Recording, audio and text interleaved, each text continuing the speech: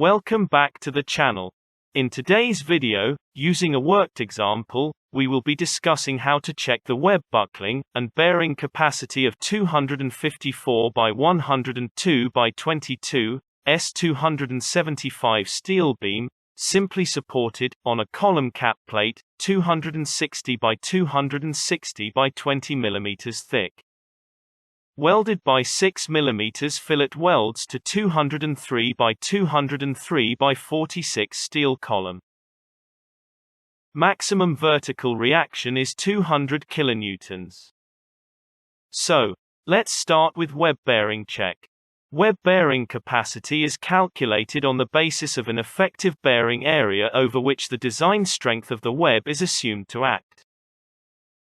It is determined using this equation. B1 is the stiff bearing length as that length which cannot deform appreciably in bending. The value of B1 is determined as shown. In cases where a bearing plate exists, an additional length may be included assuming a dispersion of load at 45 degrees through the bearing plate.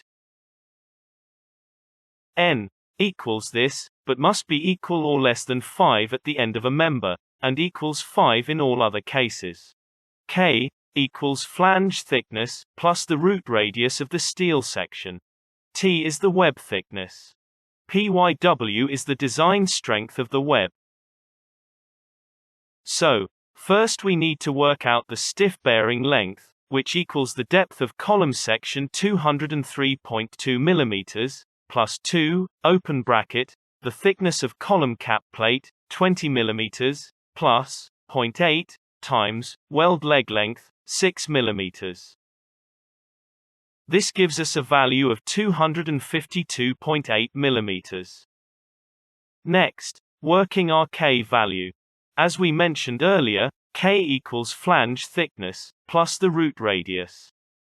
For 254 by 102 by 22 steel beam, we have the following properties.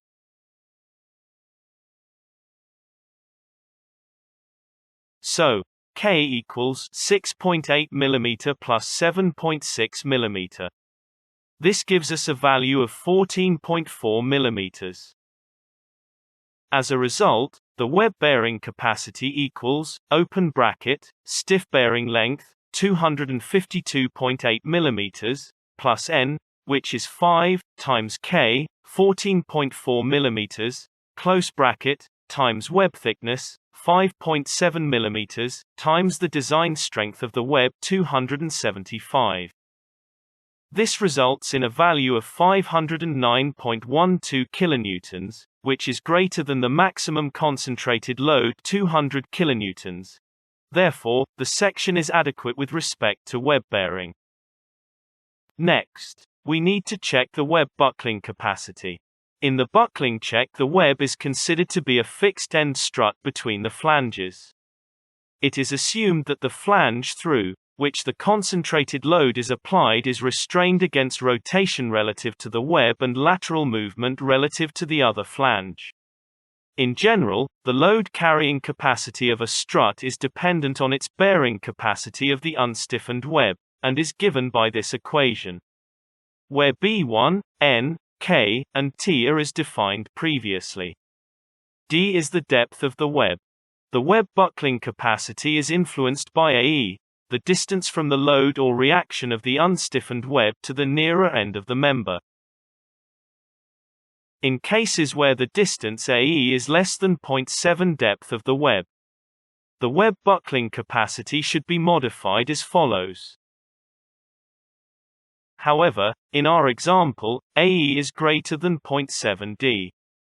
Therefore, the web buckling capacity equals 25 times epsilon, which is equal to 1 for flange thickness less than 16 mm, times web thickness 5.7 mm, times the web bearing capacity 509.12 kilonewtons, divided by square root, open bracket, the stiff bearing length 252.8 mm, plus 5 times K 14.4 mm, close bracket, times the depth of the web 225.2 mm.